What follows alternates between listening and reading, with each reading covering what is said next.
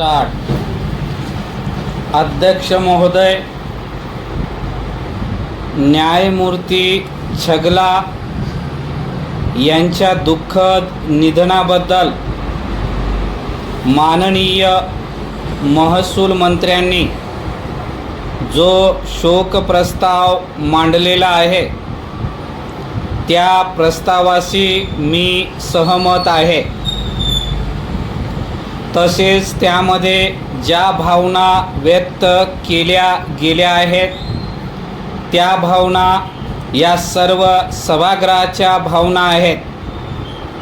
भारत भूमीचे अनेक सुपुत्र होऊन गेले, त्यामध्ये छगला यांचा जरूर समावेश केला पाहिजे, कारण त्यांचे बुद्धिवैभव आणि चारित्र्य यामुळे या देशाचे जीवन खरोखरच संपन्न झाले। कायदे पंडित अनेक असतात, पण देशाच्या स्वातंत्र्याच्या आकांक्षा आणि नागरी स्वातंत्र्याच्या आकांक्षा या दोन आकांक्षाशी एकरूप होणारे थोडेच असतात।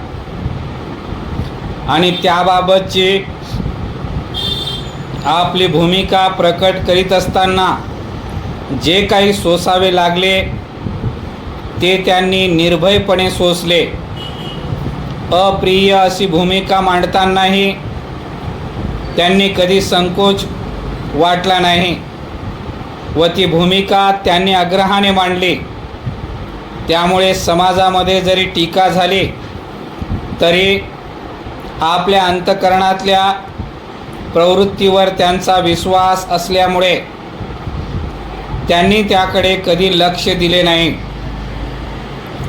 स्वातंत्र्य उत्तर काळात त्यांच्यावर अनेक जबाबदाऱ्या टाकण्यात आल्या आणि त्यांनी त्या समर्थपणे पारही पाडल्या। छगलांचे भाषण हा श्रोत्यांच्या आनंदाचा विषय होता।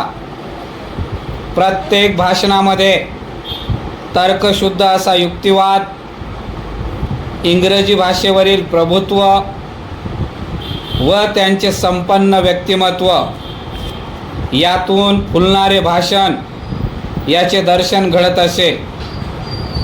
असे लोक दुर्मिळ होत चालले आहेत। हेमंत ऋतूत फुलणारे गुलाब पुष्प असेच त्यांचे व्यक्तिमत्व व जीवन होते।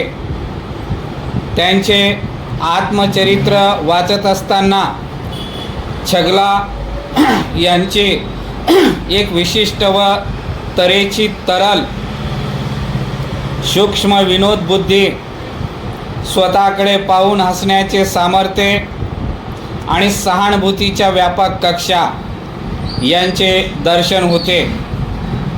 अशा तऱ्हेच्या व्यक्ती ह्या कोणत्याही पक्षाच्या असोत, त्या कुठे होत्या, त्यांनी कोणती मते व्यक्त केली, यापेक्षाही त्यांनी या देशाचे जीवन संपन्न करून टाकले, यालाच महत्त्व आहे। अशी व्यक्ती आपल्यातून निघून गेली याचे दुःख सर्वांनाच आहे।